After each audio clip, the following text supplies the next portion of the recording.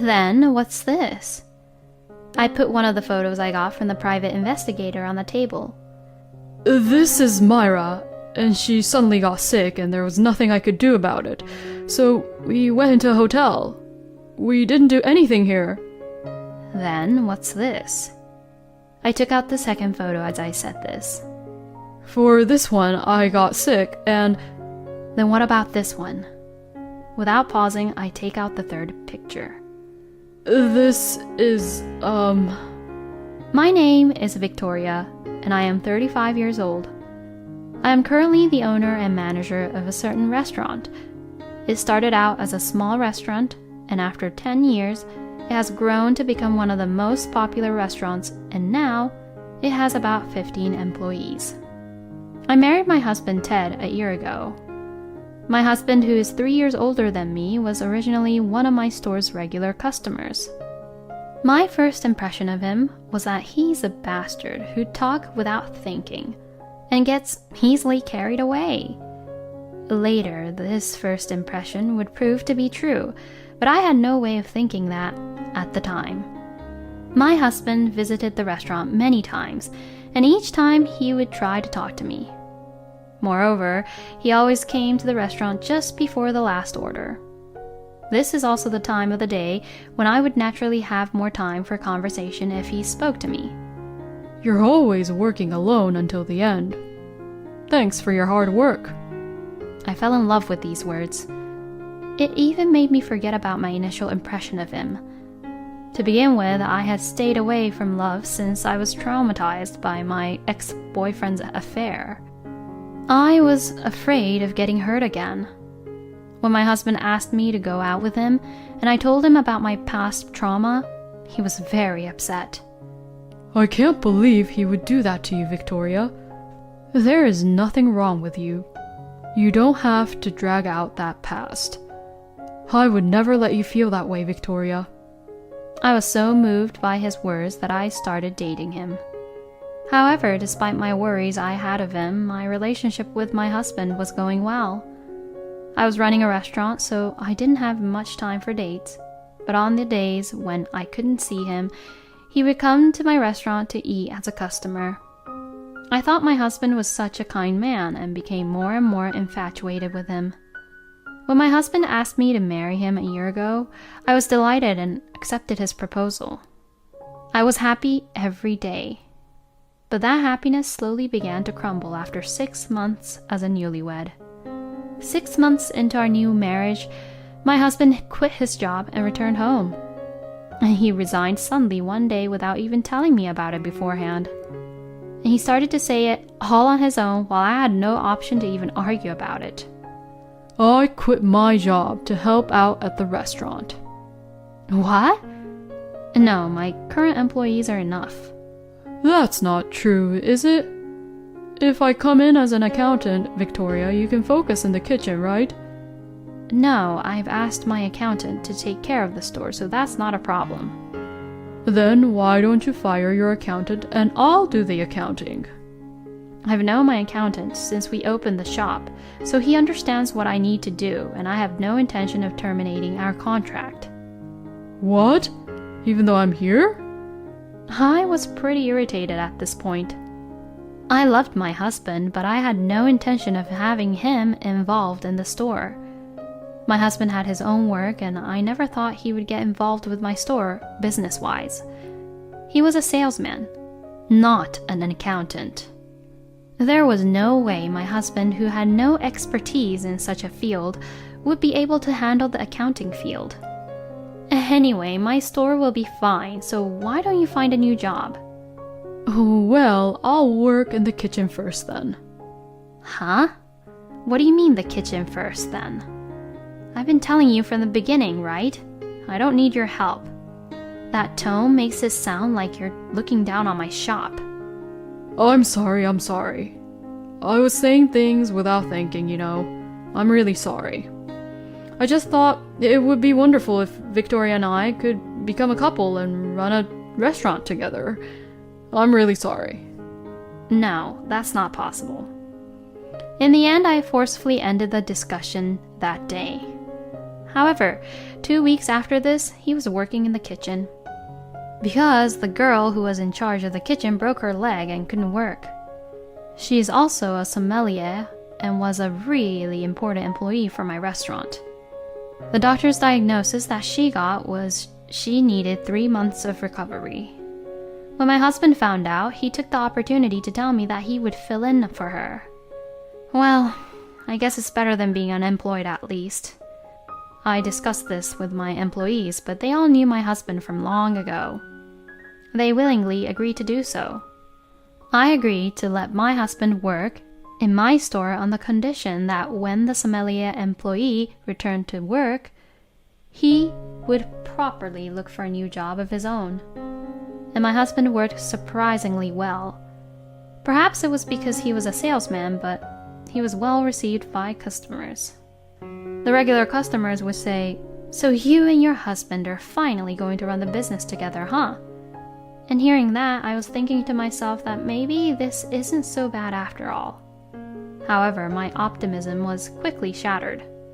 That day was my first day off in 5 days. However, it was the day my accountant was coming over to our place, so I headed to the store to gather the necessary documents. As I entered the store through the back door, an employee hastily looked at me. "Good work." "What? What's wrong?" Owner, Ted is... Ted is what? Please, come here for a minute. I headed for the hall as the employee told me to. Then, I was shocked. Despite the fact that the restaurant was on a lunch break, a woman whom I've never seen before was enjoying her food in our kitchen. And next to her is my husband, who looks like he's getting carried away. So, I walked up to them. "Good work." My husband turned around surprisingly. Victoria? Why? You're off today, right? "Yes, but my accountant is coming over." "Who's this?" "Hi, I'm Myra." Myra is a colleague of mine from the company I used to work at. She just happened to come by the store today, and I was on my lunch break, but she came all the way here to see me, so, you know, I couldn't just leave her there, could I? "Do you always do this?" No way, just this once. Right? Myra, right? I guess so." "I see. Thank you for always taking care of my husband." "Yes, I do." "Well then, please take your time." Saying that, I went back into the other room. This isn't his first time, owner. Whenever you're on your off. "Yes, that's what I thought. Does that girl always come?" This is the 3rd time she came here. "Thanks for telling me." Judging from Ted being surprised like that, I'm sure Myra wasn't just his colleague. I finished my work with the accountant and started looking for an investigating agency. However, I couldn't find the right one. I searched in between jobs, but none of them seemed to really hit me well. In the meantime, he was probably being with Myra, getting carried away. As I thought that, I got more and more irritated. In the midst of all this, I went on a business trip with the chef in search of a new contract farmer. It was a 1-day trip, but we returned home around 9 p.m. I was probably too tired to say I'm home, so I went inside the house without saying a word. Then I heard some sound. It sounded like my husband was talking to someone on the phone. I know. Just wait a little longer. I need to be trusted in the kitchen now. Yeah, maybe in a month it'll be fine. It's okay. I'll make it work. Once I'm in accounting, it's all ours. We can spend all the money we want. Ted is probably talking to Myra on the phone. The reason my husband wanted to do accounting more than necessary was because of embezzlement, huh? What a bastard. This is where my affection for him completely dries out. The only option I have now is to divorce him. Then I made an appointment with the investigation agency, and to my surprise, the president of that agency was a regular customer at my store. So I shamelessly exposed everything to him. Then, with a mysterious look on his face, he agreed to accept my request. The investigation period was 1 week. My husband, who knew nothing about it, never doubted anything was going to happen to him. He is watching TV while humming in front of me. I wish I could do something to him so that he can't hum. My heart was just filled with anger. A week later, the investigation report came back. The result was shockingly what I had thought. I definitely needed to punish Ted for what he has done to me. I decided to take a revenge on him 3 days later on a regular holiday. I invited all the people involved to the store that day. I told my husband that we were going to discuss a new menu at the store. My stupid, simple-minded husband must think he is one of the core members of this store. I could also see that he is in a good mood. Yes, you are the star of the show today. We arrived at the restaurant and waited for the other people to come. The first person to appear was my lawyer I had hired. Is he the contract farmer? How stupid can he be? Can't he see how formally dressed my lawyer is with his briefcase? This is my lawyer. Huh? As my husband looked confused, another person came in. What? Mom? What is it? Calling me out of the blue like this? Well, let's talk about Victoria's request right away. Victoria demands a divorce from her husband. Huh? Huh? Ted and his mother, Wendy, overlaps each other. What do you mean? You're having an affair, aren't you? No, I'm not. Of course not. Then what's this? I put one of the photos I got from the private investigator on the table. This is Myra, and she suddenly got sick and there was nothing I could do about it. So we went into a hotel. We didn't do anything here. Then, what's this? I took out the second photo as I said this. For this one, I got sick and... Then what about this one? Without pausing, I take out the third picture. This is, Oh, that's enough. You don't like this woman, do you? Then why don't you just get a divorce? You don't need a woman like that, who eats all the money away. What? What do you mean about me eating all the money away? Victoria, you approached my son Ted for his money, didn't you? I knew that. This store, that house, the car, everything. Ted is working so hard to make up for the deficit, yet you want to divorce him and take his share of the property, right? You're a despicable woman. Excuse me?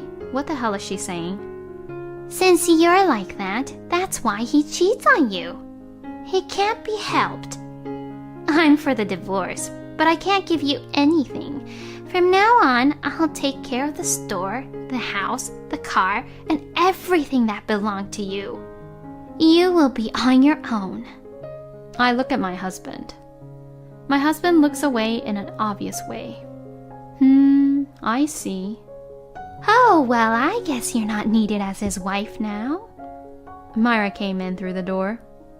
I heard everything from outside. But if it all belongs to Ted, then there's no problem, right? Even if Victoria finds out about our affair. Myra, let's see. Let me just organize everything right now. First of all, Wendy, this store, that house, and the car, those three are all my properties. Huh?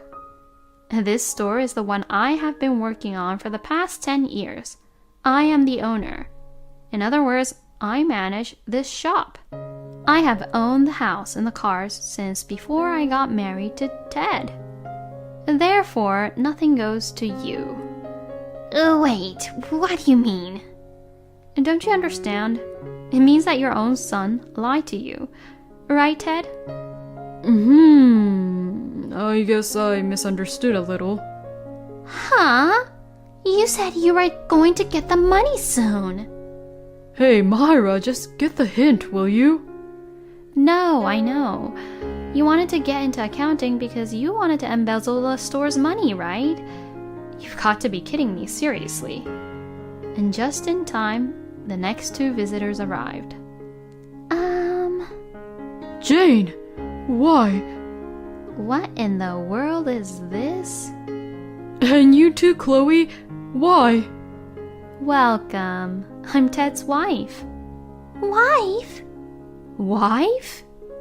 The two of them widen their eyes and won't move. Ted, you should just give up now. You can't fool them no matter how you try. I have all the data. Then my husband bursted out crying. I'm sorry. Seeing my husband like that, my mother-in-law got up and walked out.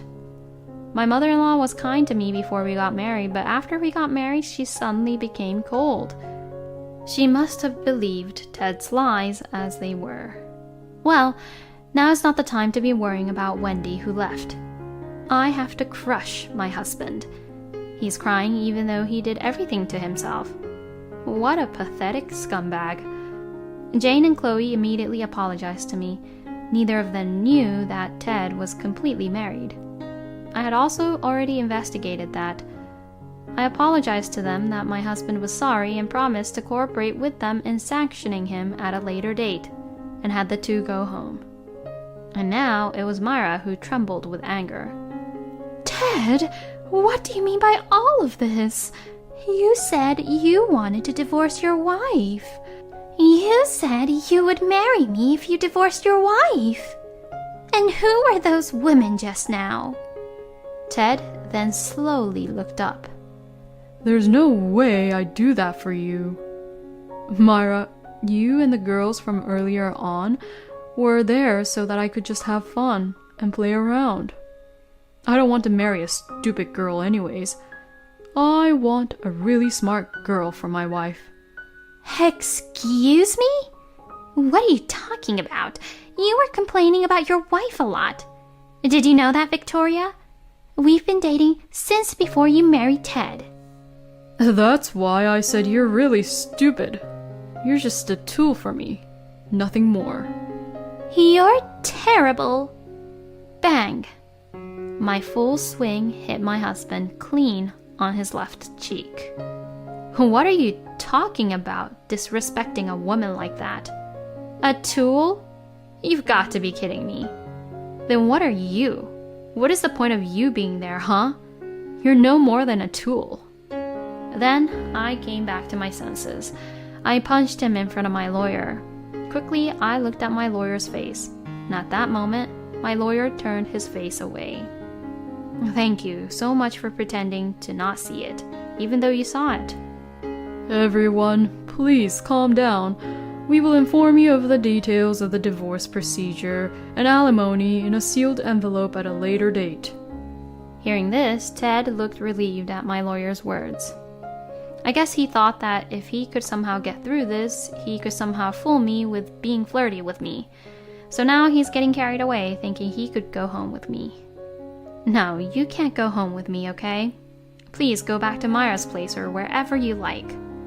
The only one I love is you, Victoria. That's why I'm going home with you. Oh well, do as you please. Hearing this, my husband followed me back home quickly.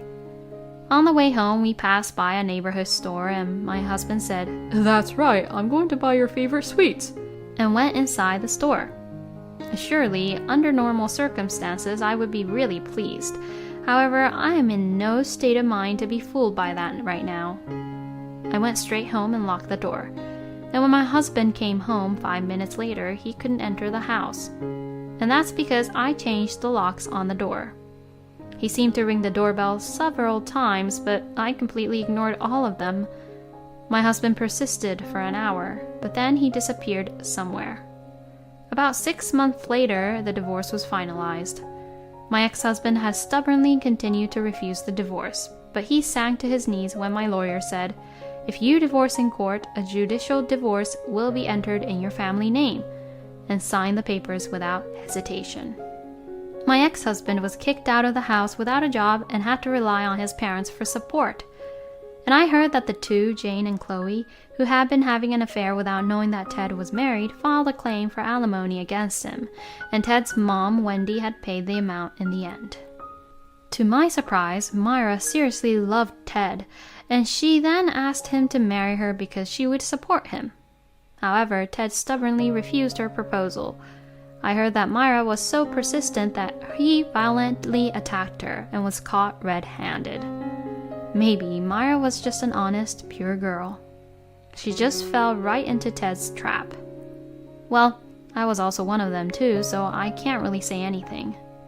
By that time, the sommelier who was hospitalized had returned to the restaurant, and the restaurant was able to return to normal operation. But I have had enough of romance. I'm getting older and stronger, and this time it was not that traumatic. In fact, it won't be long before I can talk about what all happened as a funny story. I will continue to spend my time here, taking good care of my store with my employees and my customers. Thank you for watching until the end. Please subscribe to our channel. See you in the next video.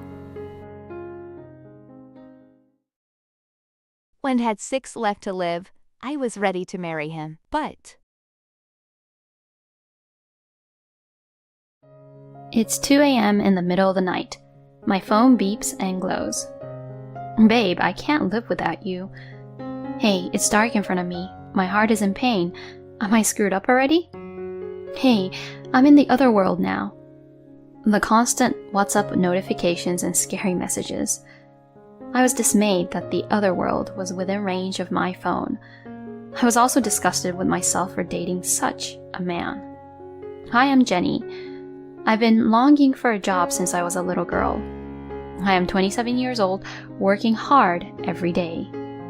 My friends are starting to get married here and there, but I still enjoy spending time and money for myself. I have a boyfriend, George, whom I have been dating for a year. We have been friends for a long time at our university. I was surprised when he suddenly confessed his feelings for me last year. But he is refreshing and has a sincere personality, so I accepted it willingly. I gladly accepted. He must know that I am a workaholic. I was hoping that he would support me to work hard. However, this man was the type who would change once we become lovers. One Wednesday, I was dragging my exhausted body after a hard day's work. I boarded the train on the opposite platform from my house. I headed for his apartment. As soon as I rang the intercom, he opened the door with a rush. Jenny, you're late. I missed you. I lightly push aside the 27-year-old man who tries to mimic crying at the doorway and enter the room. I told you, I was going to be late due to a meeting today. I miss you, you know? Yes, yes. Jenny, that was cold. You used to be so nice to me. Really?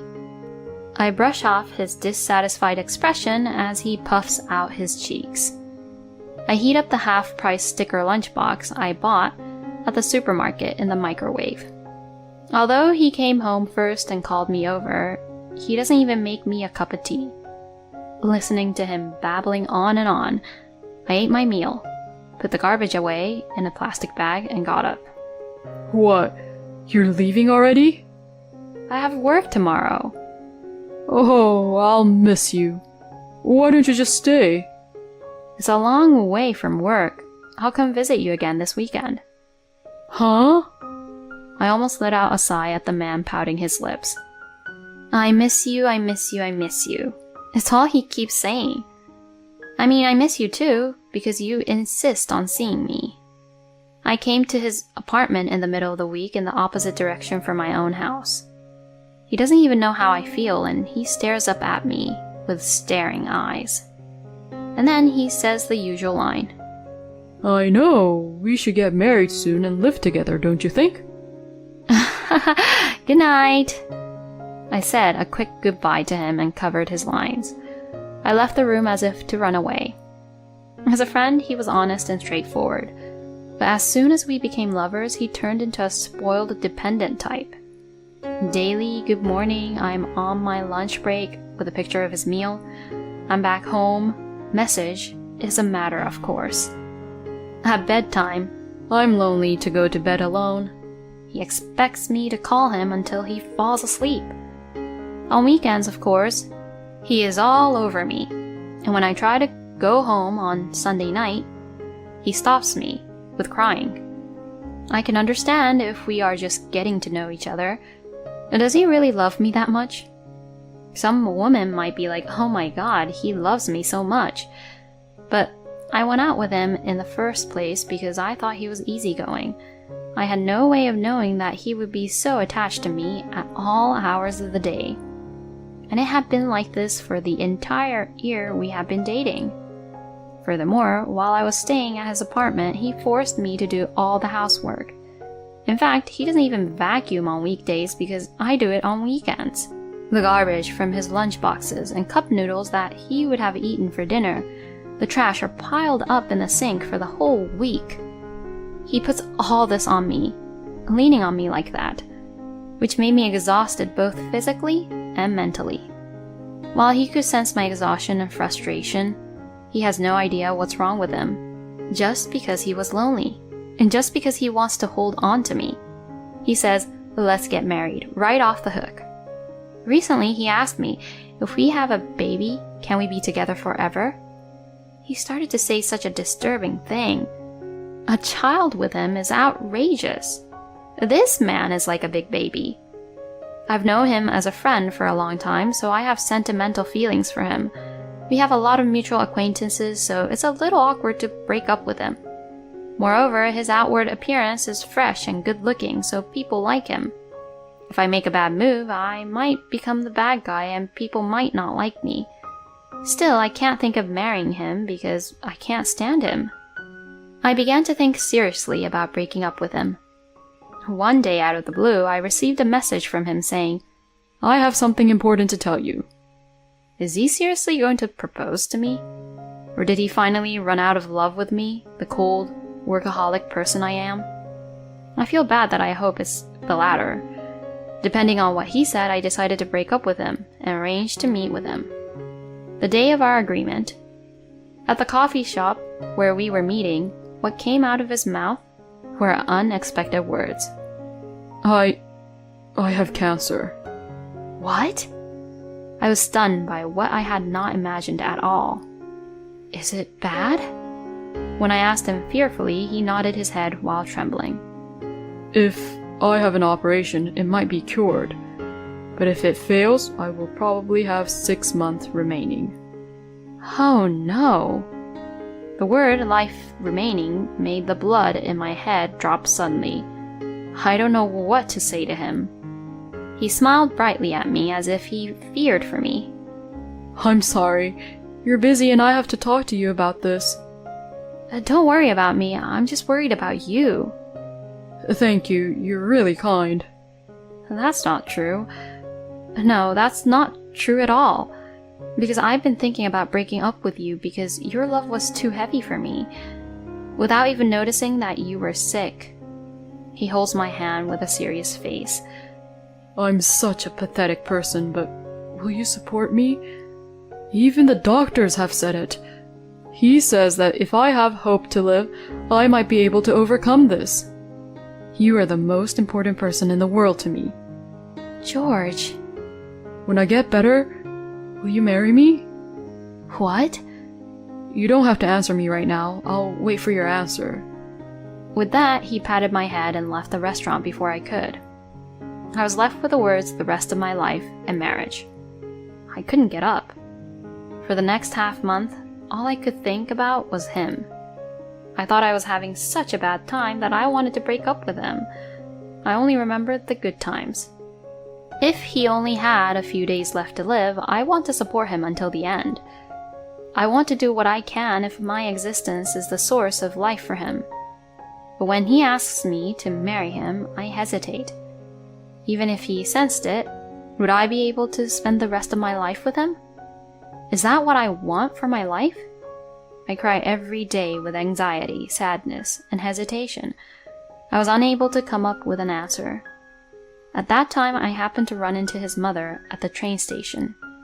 He used to take me to his parents' house often, so I knew his mother well. Oh, Jenny, it's been a while. Hi, ma'am. Seeing her talking to me with a nice friendly smile, I felt a squeeze in my chest. If her son goes ahead of her, such smile will fade away. I felt sick to my stomach. And with that momentum, I bowed deeply to his mother. Ma'am, please let me marry George. What? She rolled her eyes. Of course, if someone suddenly asks you to let her marry your son in front of a train station, you can't help but be puzzled. She could not help but be perplexed. So I said my thoughts as best as I could. Even if George has only 6 months left to live, I want to support him as his wife until the end. What? I will study about the disease and do my best to be useful, so... Oh, wait a minute. What are you talking about? What? What do you mean George has only 6 months to live? What? What? It was my turn to open my eyes at her words. Confused, I told her what he had told me about his illness. She sighed deeply, holding her head. I'm sorry, Jenny. That's just his crazy story. Huh? He's been trying to get people's attention for a long time, making exaggerated pleas for something that wasn't even a serious illness. Even though he's not even very sick, he's always used a fake illness. I can't believe he still does that now that he's grown up. No way, but the fact that I don't know about George's illness is proof of that. There's no way he wouldn't have told us, given his personality. What? No way. Then what's the point of me crying for the past half months? Jenny. She has just exposed her son's lie. She drops her gaze apologetically. His illness and 6 months to live are all lies. Probably a way to get my attention and get me to marry him. Anger welled up in my head as I realized the situation. I had cried out in distress, and I had offered to marry him with a determination to devote my life to him. All of it was to satisfy that man's selfish desires. Disgusting. Disgusting. Disgusting. Of course, there was no way I would marry such a scumbag. Any remaining feelings I had for him were completely gone. I resolved to cut him off mercilessly, but there was still a chance that he would make me look bad. So I asked his mother to keep quiet about his lies and to enlist the cooperation of those around him.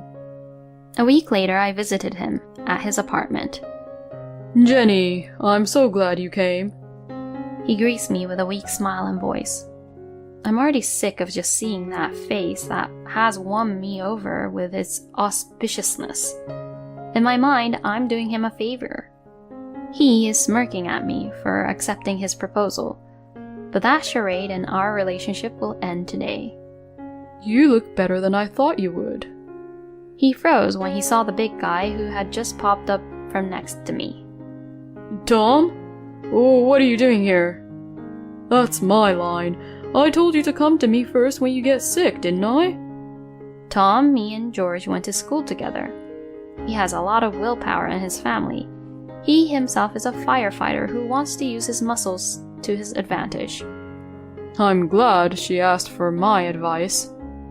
I took full advantage of my connections and asked her to see me at the university hospital where my dad is. I asked that they see you as a second opinion. Let's go there now. Ugh. Leaving Tom to deal with the sudden turn of events, I left the room. Let's hold out hope until the end. I'll support you too. Well, how about the marriage then? Let's go. No, I'm fine. Don't be afraid, you're a jerk to be shy to me. Oh no, that's not what I meant. George was squirming and resisting. But he was no match for Tom's straightforward personality, energy, and strength.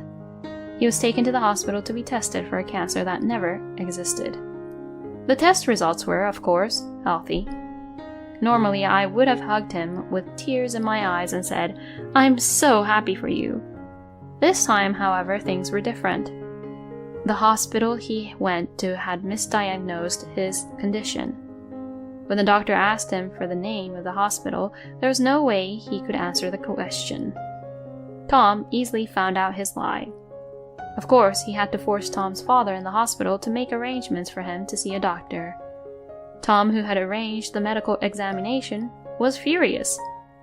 I got Tom a viewpoint and witness, and bullishly accused him of lying. After being pursued by me and Tom, he opened up and said what I expected him to say. Because Jenny won't marry me. He answers like a spoiled child. Tom, who knew only the surface of his health and well-being, opened his mouth. I tugged at him and told him, "Let's break up now. I absolutely detest to be married to you." Why? It's just a cute little lie.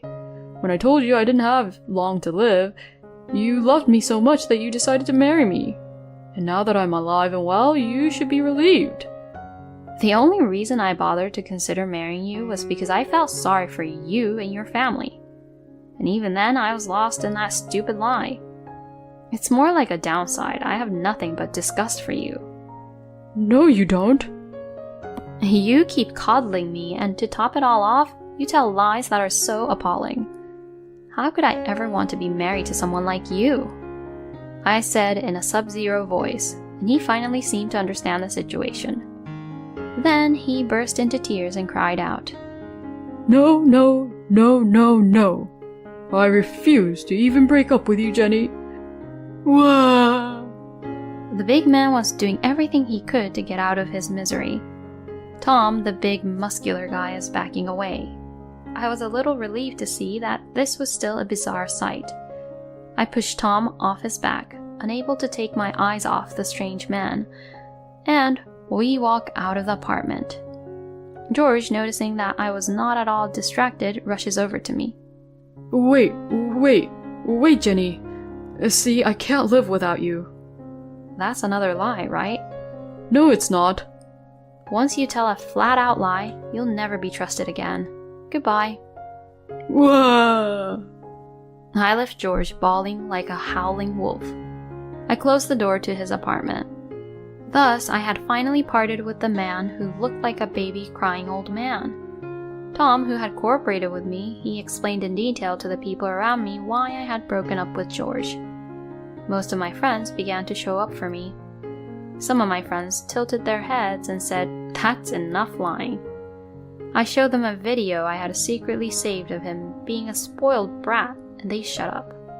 One of them was a female friend of George's. She's not a bad person, but she is very light-mouthed. She spread the facts as they were within her small industry. He was the guy who forced her to marry him by falsely claiming he only had 6 months to live. He lost credibility as a member of society and as a human being. He was a good-looking guy on the outside, hence the gap between the two. People seemed to have been turned off by him. Of course, George is not convinced otherwise. Immediately after our breakup, he sent me messages every day to the point that my phone was about to go flat. From poems begging me to come back, to the kind of thing that a child would report to his mother about the day's events. I can get through those, though. The most exhausting are the lines from the other side of the world that come in the middle of the night. Mostly it's because I can't live in a world without Jenny. Jenny, I can't breathe. It's dark in front of me. Help me, Jenny. It seems I've come to the other side. This is how it ends. I'm a little moved by the possibility. However, the last line made me lose my mind. And then, he who should have gone to the other world. The next day, he sends me a normal message as usual. It's crazy, even insane. Once, "I am George's mother" came from his message. "My son is very sick and waiting for you, Jenny, in the hospital room." I received a message saying, "I'm sorry, I took the plunge and contacted his real mother." And when his mother visited his room, he was lying on his bed watching TV and laughing. After that, he told me that he would never lie to me again. So, I got a message from him asking me not to tell his parents. Apparently, he was stiffed by his strict father. I think blocking his contacts will solve the problem. But it is not such an easy problem. I am afraid that if I cut off contact with him, he will retaliate in a panic. It is difficult to find the right timing. Of course, after I broke up with him, I did not go home. I have been staying at a friend's house. I can't stay there for long, though. It was right around that time that the company was talking about launching a new messenger. I took the initiative and raised my hand to take the case. I packed up my apartment and got on the train to the new location. I blocked his contact number. Thus, I was able to disassociate myself from that foolish and pathetic man. 5 years later, I am now 33 years old and still working as hard as ever. But on my left right finger is a platinum ring. A ring which I didn't have back then. Actually, 6 months ago, I got married to a colleague from my office. My husband was attracted to the way I seemed to enjoy my work. He promised to support me, so that I could continue working after marriage. We both share the household chores, so there are no major burden that interferes with my work.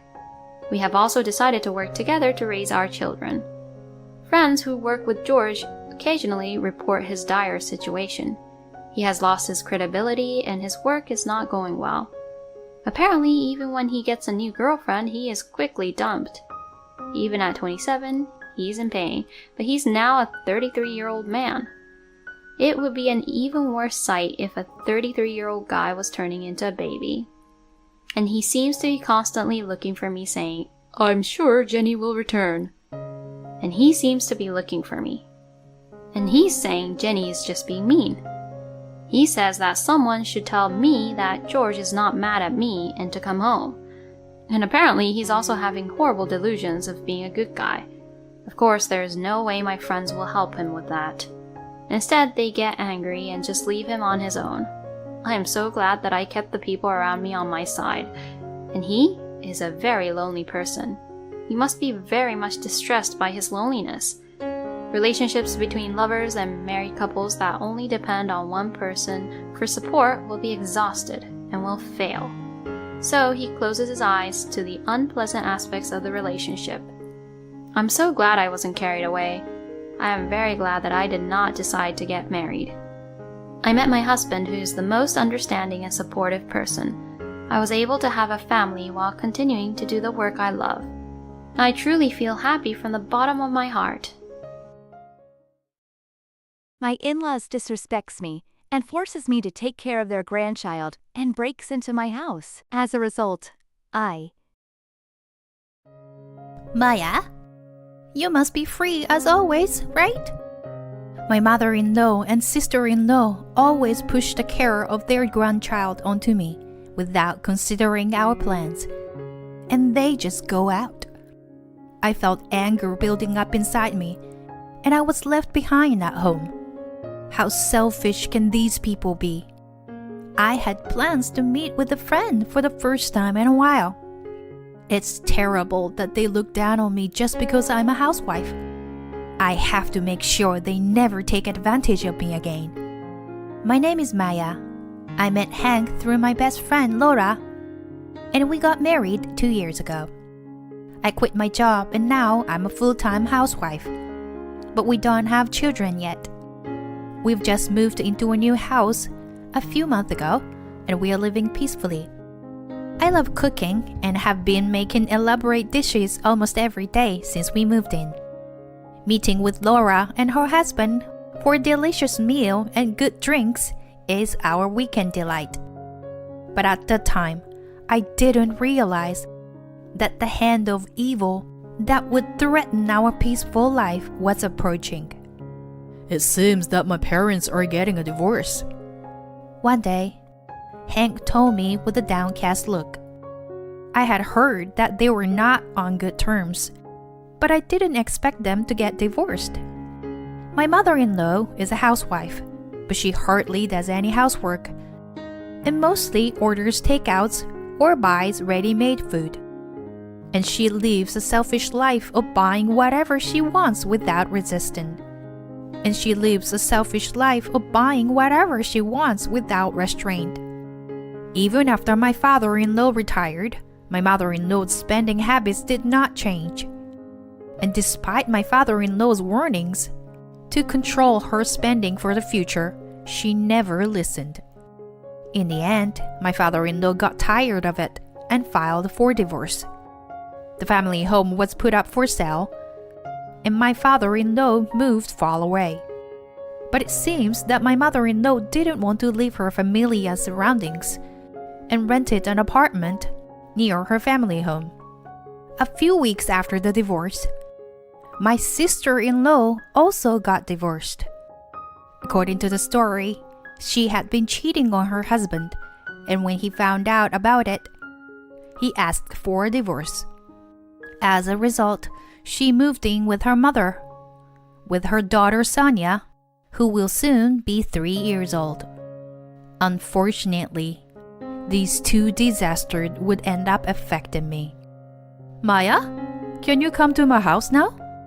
I was called out by my mother-in-law after a long time, and without suspecting anything, I headed to her apartment. But that was a mistake. Oh, you finally came. You know, my back has been hurting for a while now. Can you do the laundry, cleaning, and also prepare lunch and dinner?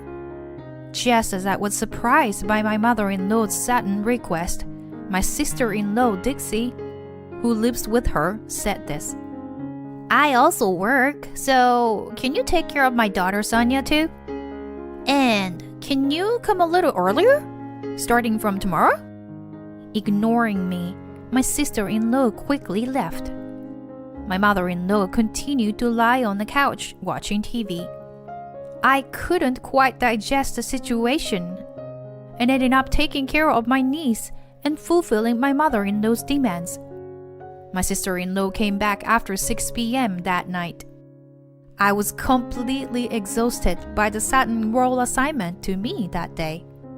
My sister-in-law had said to come a little earlier from tomorrow, but I never imagined if these days would continue every day from now on. A big sigh escaped me due to my depression. Maya, what's wrong?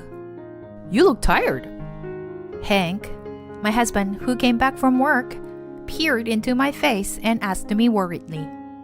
When I told him about today's events, he seemed surprised and apologized to me. What? What are they thinking?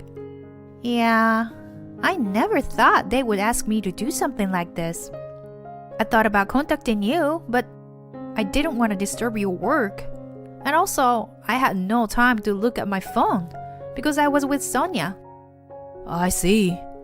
Anyway, I'll talk to Mom and Dixie about this, okay? I felt relieved when Hank said that. I thought I could return to my usual life from tomorrow, and my depression quickly lifted. However, when I got out of the bath, Hank's face looked gloomy. I have a bad feeling about this. He noticed me and lowered his head apologetically. I called Mom, but she ended up begging and crying on the phone, and Dixie started to get angry, saying she's struggling with work and raising Sonia. I could guess where this was going. Hank continued. So, Maya, I'm really sorry to ask, but can you take care of Sonia until they find a daycare for her? I could see the fatigue on Hank's face. Seeing him like that, I felt like I had no choice but to help him. I decided to accept the offer. For the next few months, I continued to go to my mother-in-law's house. My sister-in-law would drop Sonia off without a care in the world. And my mother-in-law seemed as healthy as ever, making me wonder if her back was really hurting in the first place. What I hated the most was how they looked down on me as a stay-at-home wife. The only comfort I had was that Sonia had grown attached to me. One day, Hank was invited by the company president to play golf, and we had plans to have dinner with Lola and her husband. I was excited to buy ingredients to cook a nice meal for the weekend with good friends. When I returned home, to my surprise, my mother-in-law, sister-in-law, and Sonia were waiting at the entrance. Hey, Maya. Where have you been? You kept us waiting for so long. My sister-in-law shouted at me as soon as she saw me. What's going on? I was surprised by their sudden visit, especially since it was a holiday, and my husband was out. It seemed like they had come to our house when he wasn't around. Just open the door already. My mother-in-law rushed to me and entered the house without permission. Then my sister-in-law spoke up. We were planning to enjoy the holiday today. You're probably free, right, Maya? I have something to do and Mom is having lunch with her friends. So we're leaving Sonia in your care, okay? After finishing some snacks, they left Sonia with me and went out. Taking care of Sonia while preparing dinner would be difficult. I reluctantly canceled my plan with Lola and felt sad and angry while cleaning up the ingredients I had bought. Why were they so selfish? Ever since I started going to my in-laws' house, my household chores doubled. Taking care of the child also doubled my physical strength. On weekends, I was often too tired to keep my promise with Lola. Despite all this, I had finally arranged to meet Lola after several months. But now this had happened. I couldn't calm down my irritation, but I managed to take care of Sonia somehow. When Hank returned in the evening, he was surprised to see Sonia. I'm home. Huh. Why is Sonia here? Shh. She just fell asleep, so be quiet. Hank put his hands over his mouth and apologized quietly. You know, when I came back from shopping, your mom and sister were waiting for me at the entrance. And they left and abandoned Sonia here. I was planning to cook a lot today since Laura and her husband were coming over, but I had to cancel on them. I was looking forward to it. Such a bummer. I vented my anger to him, and Hank also exploded with anger. The director of the nursery was at the golf club today, you know? Huh. Wasn't your sister making a fuss because she got rejected from the nursery? Yeah. But the nursery is now admitting children, and they haven't rejected anyone in the past few months. What does that mean? It means that Dixie never even applied to the nursery. We were completely fooled. In the end, the mother-in-law and sister-in-law returned after 7 p.m. Sonia couldn't help but fall asleep on the sofa. What are you guys doing until this late? We agreed to help take care of Sonia only on weekdays until the nursery was arranged. Because Mom, you said you couldn't take care of her because of your back pain. And yet, you were pushing Sonia onto us even on weekends. What are you thinking? The usually gentle Hank was angry, so they were clearly intimidated. Oh, Hank, you back? Hank? This is just a misunderstanding. Maya said she would take care of Sonia, so... I never said anything like that. I shouted out without hesitation, and Hank continued. Dixie, fill out this application right here and now. The documents Hank took out were for the entrance procedures of the nursery. It seemed like my sister-in-law finally realized that everything was exposed in his angry gaze. She snapped and started to get angry, her face turning bright red. Maya doesn't have anything else to do, so it's fine for her to take care of her niece. It's not fair that she lives comfortably in a house as a full-time housewife. Huh. So this is her true nature, I thought to myself. My sister-in-law trembled, either because she was embarrassed that our wrongdoing was exposed, or because she was too jealous of me. Hank was about to get angry again with her response. If you were going to be that irresponsible, then I would cut ties with you. Unexpectedly, it was my mother-in-law who who intervened to mediate. Now, let's listen to what Hank has to say. We're also at fault, weren't we? Hank responded mercilessly with a loud voice to his mother. Mom, you're really lying about your back pain, aren't you? You seem to have enough energy to move around. So why don't you work a little? My mother-in-law scolded, shrugged her shoulders. And next to her, my sister-in-law, who had given up, began writing the documents that Hank had given her. Here, I filled it out. Happy? She said, slamming the finished documents on the desk, and they all left. Soon after, it was decided that my niece would start attending the nursery the following month. Thanks to that, I was able to return to my normal daily life and have dinner with Laura and her husband. It was around that time that my husband's transfer to Seattle came up suddenly. I was lost in thought, thinking that it was going to be busy with the move to Seattle. 3 months later, I received a late-night phone call, and it was my sister-in-law on a video call. I was confused when I saw the background on the screen. My sister-in-law, Dixie, greeted me with a loud, annoying voice. Hey, Maya, can you come back home soon? I still couldn't quite understand what was happening. And then, there was a loud crash on the other end of the line. Oops, sorry about that. Looks like Sonia broke a vase in the living room. But since it was your precious niece, you'll forgive her, won't you? And she held up the broken vase to show it to the screen. Wait, are you guys really in that house right now? Yeah. It's been a while since we last visited. I mean, how did you get into the house? Well, I borrowed the key and made a spare last time I was here. I couldn't believe that they had gone to such length. I blamed myself for not realizing that my keys had been stolen. It's been a while since we last visited your house, and it seems like Sonia's getting too excited. Come to think of it, we didn't have this vase before, did we? Oh, is it new? I'm sorry she broke it so soon.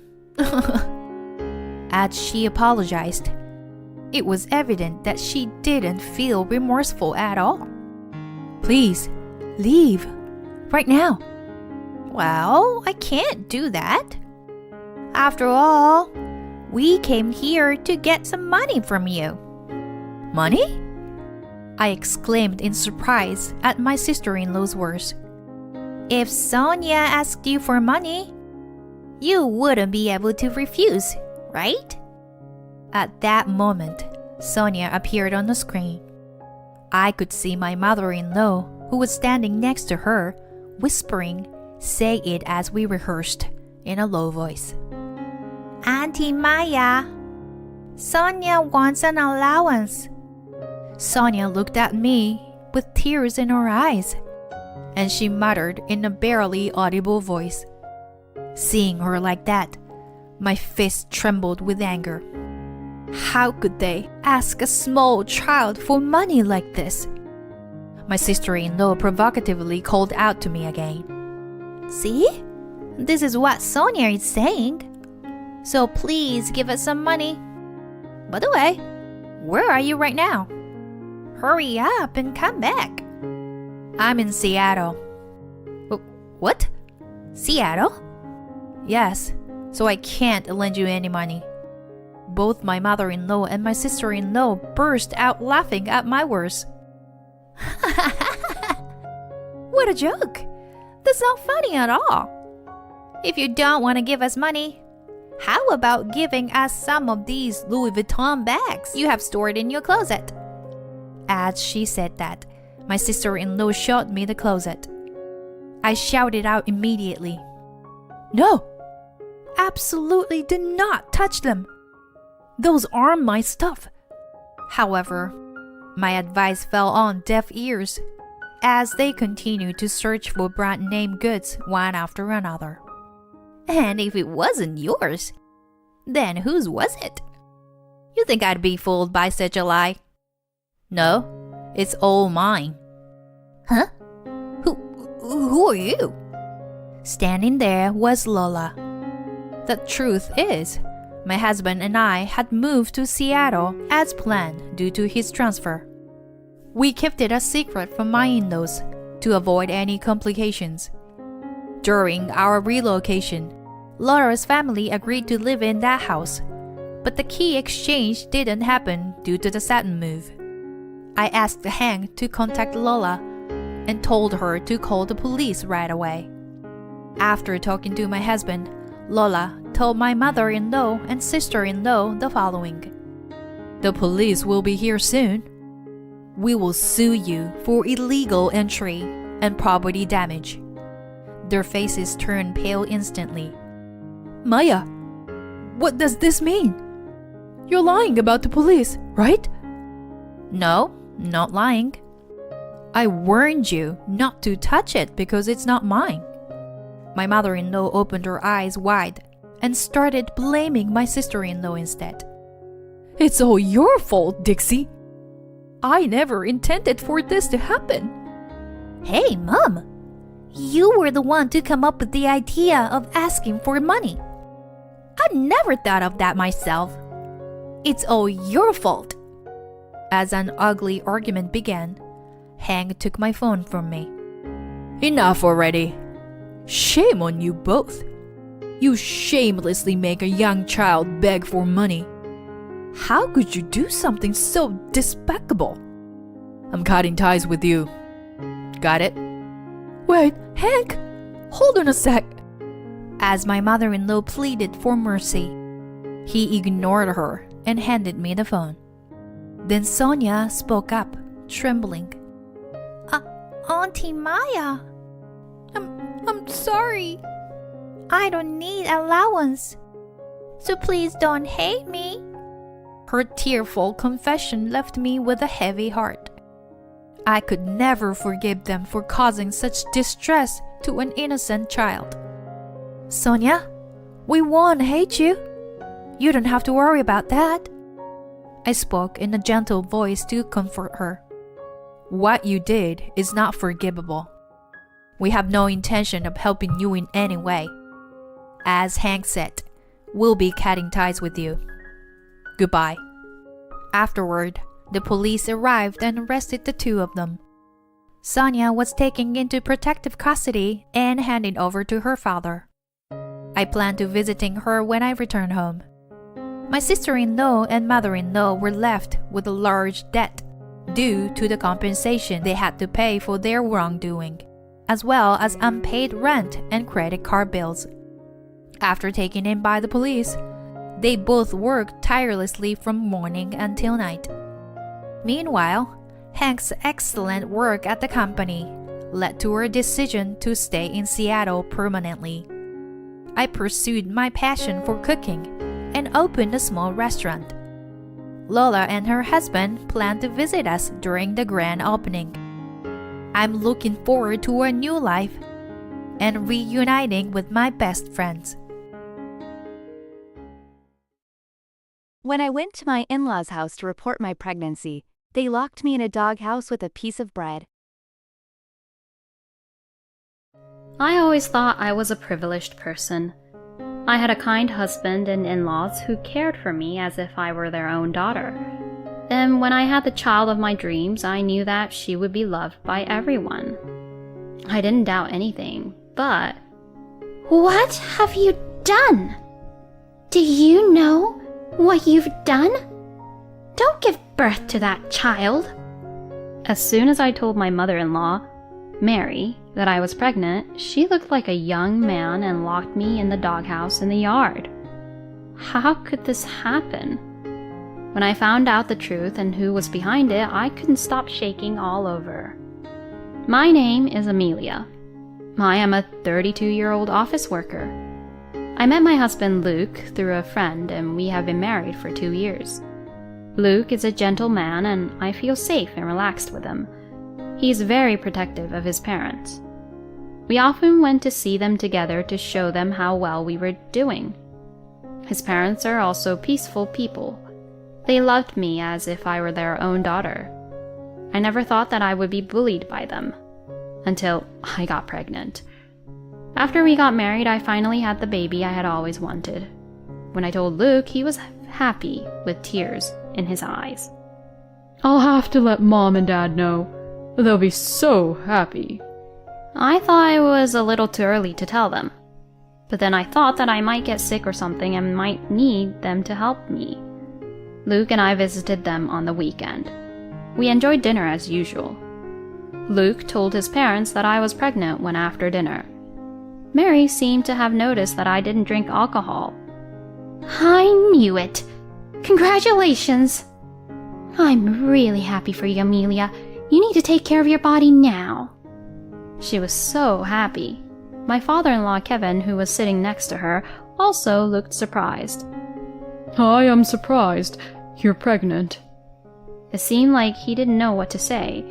I was so relieved, and we decided to stay at their house for the rest of the day. When I returned to the living room after taking a bath, the room that had been lively just a few minutes ago was quiet as if there was a funeral. What? What's going on? Did they get news of someone's misfortune? Thank you for letting me take a bath. Is something wrong? I asked fearfully, and Mary, who's normally kind, made a face like an ogre and glared at me. How dare you? Do you know what you've done? Don't give birth to a child like that. She grabbed me by the arm and opened the window to the garden. We were both barefoot as I was led out into the garden. The gravel in the garden stung my feet and it hurt so much. Wait a minute, Mary. What are you talking about? You're hurting me. I screamed, but she ignored me. This place is good enough for a dirty woman like you. She said that and locked me up in a room that was filled with the smell of dog.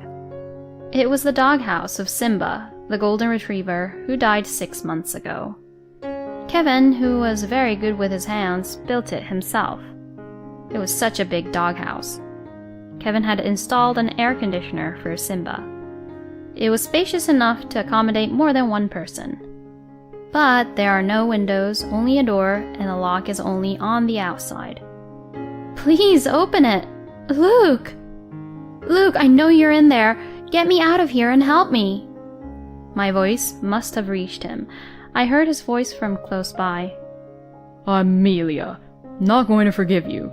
I'm leaving. Cool your head there. I couldn't stop crying at these unbelievable words from him. Just a few moments ago, we were all laughing and talking about the birth of our unborn child. What is this? What did I do? After a while, I heard a car leaving. Luke had really left. When I strained my ears, I could hear Mary yelling from inside the house, though I couldn't understand what she was saying. I also heard Kevin's voice trying to calm her down. I didn't sleep a wink that day and spent the rest of the night crying in the doghouse. The next morning, when I was in a daze from lack of sleep, the door opened. I saw Mary standing there, staring at me, just as she had yesterday. Do you need to go to the bathroom? She asked me. Mary, please, this is some kind of a misunderstanding. Please let me out of here, we need to talk. I know she can hear me, but she put the plate she was holding roughly on the floor, locked the door silently, and went away again. I looked closely at the plate and found one piece of bread on the silver plate that Simba used to use. Even though the plate has been cleaned up after Simba's death, it's not easy to get rid of the smell. I don't dislike dogs, but I couldn't bring myself to eat in this space, so I didn't touch it. Periodically, Mary would appear and ask me from outside if I need to go to the bathroom. When I tried to talk to her, she didn't seem to want to talk to me and quickly went inside the house. Lunch and dinner also came on Simba's plate, just like in the morning. I knew I had to nourish my baby. I ate my dinner with my hand where it didn't touch the plate. I was miserable and sad and made me cry again. I went outside for the first time since I was locked in the house to use the bathroom at night. I noticed that Luke's car was there. Luke is here? I asked Mary. Luke is a poor little boy. because he married a woman like you." Mary's words still made no sense to me, but I hurried into the house. "Don't come inside with your dirty feet," Mary shouted from behind, but I didn't care. I went into the living room and found Luke and Kevin. "Luke, thank God. Can we go home now?" I said that to him, but he remained silent. "Kevin, please tell Mary to stop doing this to me. Please let me go home, I beg you." Then Kevin looked a little annoyed and said, "I'm sorry, Amelia. When Mary becomes like that, there's nothing I can do to stop her. It's almost over, so just bear with it until then." And then Luke said, "Get back in the shed. You're filthy, you know that?" He suddenly yelled out. He grabbed me by the arm and forced me to go to the bathroom. When I got out, he pulled my arm hard again and took me to the shed. "Don't worry. I called your office and told them you were sick and would be out of work for a while." Frankly, I didn't care about that. This whole family is crazy. All I could think about was how to get out of here. "You keep screaming so loud," I heard the neighbors yelling from somewhere. Mary came out to the yard. "That's enough. Be quiet," she yelled at me. "That's my line." I had to fight back. "It's your fault. You betrayed our family. I treated you so well. You're terrible." I could hear Mary sobbing outside, but I was the one who wanted to cry. The next morning, she glared at me again and then put the plate on the floor with a mighty thud. More hungry than sick, I picked up a piece of bread and bit it into it with all my might. "This is for my baby." I noticed something at the bottom of the plate. Is this a credit card? It was indeed a credit card. It was Kevin's credit card with a sticky note on the back. He must have slipped it under the bread. "Order something with this," the sticky note said. Order something? Kevin was a crafty man, but a bit stupid. Mary used to make fun of him and tell me how cute he was. Luke took my phone home with him, along with my bag. What am I supposed to do with one card like this? In addition, there was no way I could use a card in my father-in-law's name. Then, around noon, an unexpected visitor showed up. I heard Mary's voice arguing with someone. "Is someone there?" I heard an unfamiliar voice. I quickly responded, "I'm here! Please help me!" When the door opened, there was an unfamiliar man standing there. I knew there was someone in here. Are you guys crazy? He glared at Mary and Kevin, who were standing behind him.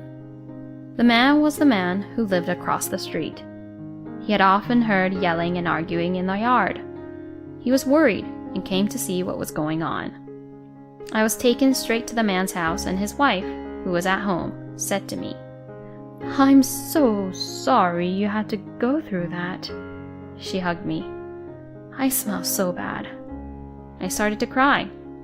Mary and Kevin didn't come after me.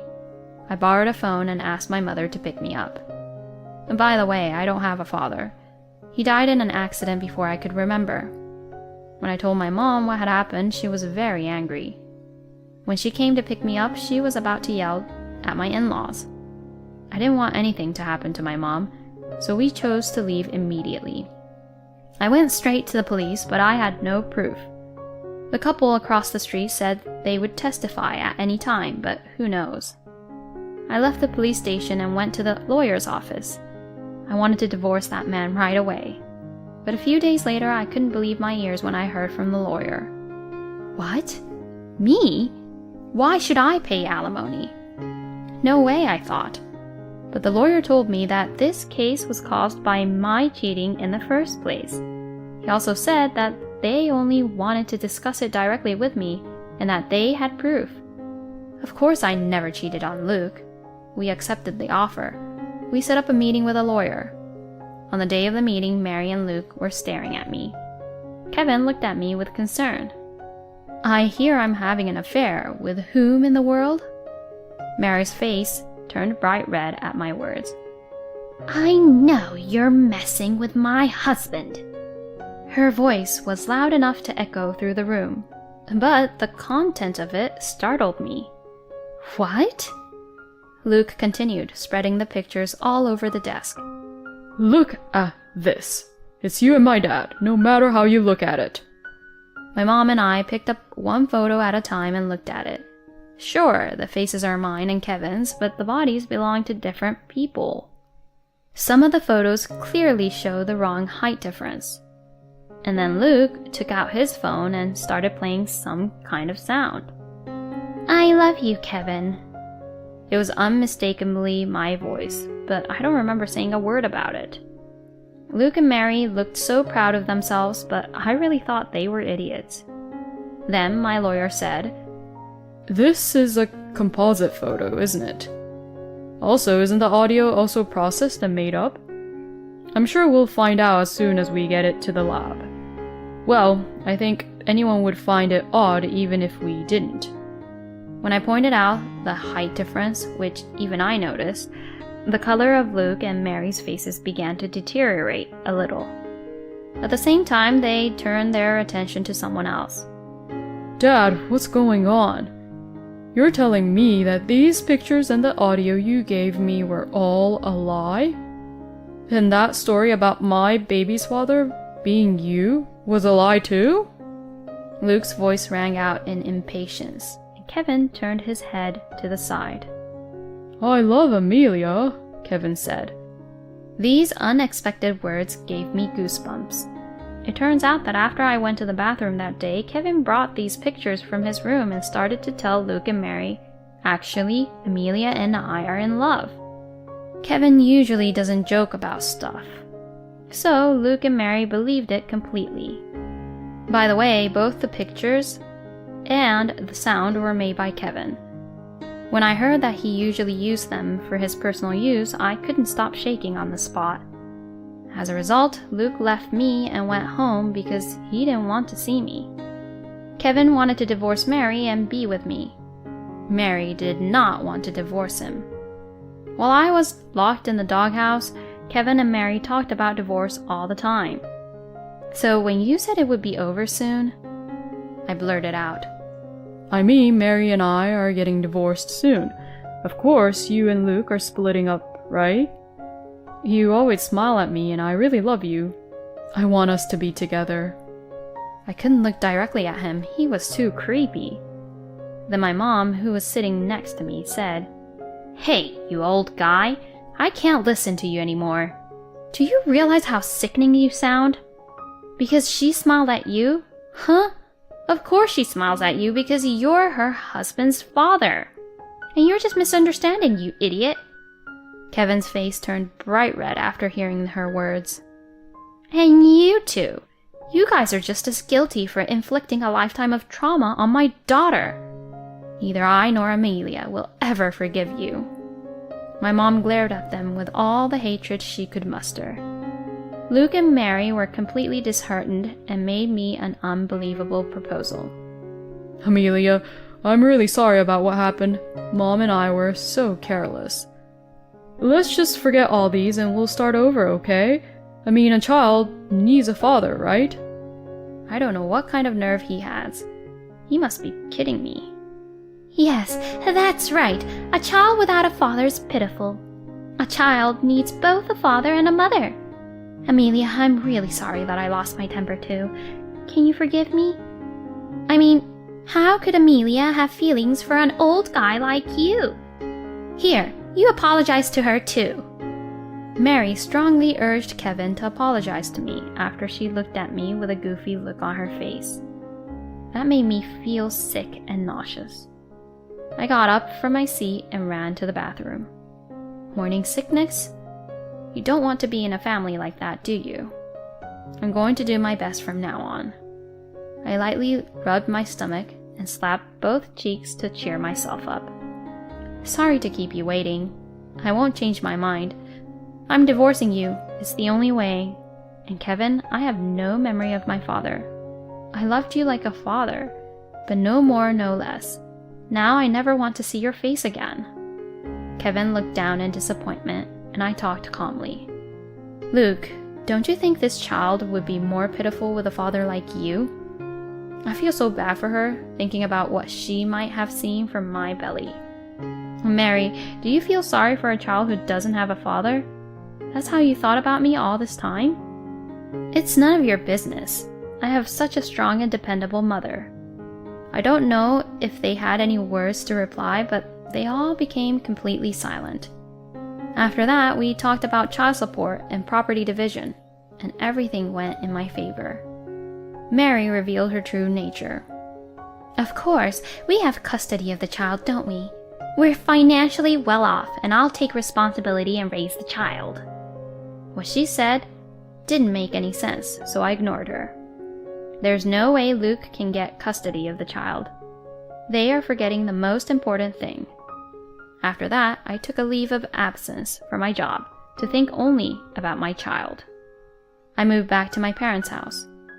It was not long after that I heard that my ex-family-in-law had been taken to the police. When the police asked me what had happened, I remembered something. Mary and Kevin were dog lovers and were so worried about Simba that they kept security cameras in their yard and the shed. I told the police about it, and when the police visited their house, they told me that the footage was perfectly preserved. And the couple across the street testified. Mary was blatant in her denial, but Kevin readily confessed to the crime. Luke knew about the confinement, but ignored it, so he was judged to have been involved in the confinement. As a result, my ex-family members were sentenced to prison. They sent me a letter, but I threw it away without reading it, because I will never forgive them, even if I read it. Mary and Luke may have acted that way because of what Kevin had told them, but that doesn't mean I'm going to rebuild my life with a bunch of crazy people who won't listen to me and lock me in a doghouse. I don't think I'll ever be more scared in my life. I went through a lot of hard times, but when I saw my daughter sleeping in my arms, I felt so happy that it didn't matter. According to the law, my daughter was born under my ex-husband's name. I filed a petition with the family court, and my daughter and I were safely given the same surname. By the way, I heard my ex-husband got out of jail first. None of my friends know where he went. He never paid child support. That's how lazy the man was. Whatever the reason was, sooner or later, we might have ended up divorced. I'm just happy that he's gone from my life. My mother holds my daughter Grace in her arms. I could look at her all day. She's so cute. Single mothers are not uncommon these days. You have me, and there are many people in this world. Amelia, you can raise your child in peace. I never see my mom raise her voice like that during our divorce proceedings. I am so glad she was my mother. I vowed to be a strong mother myself.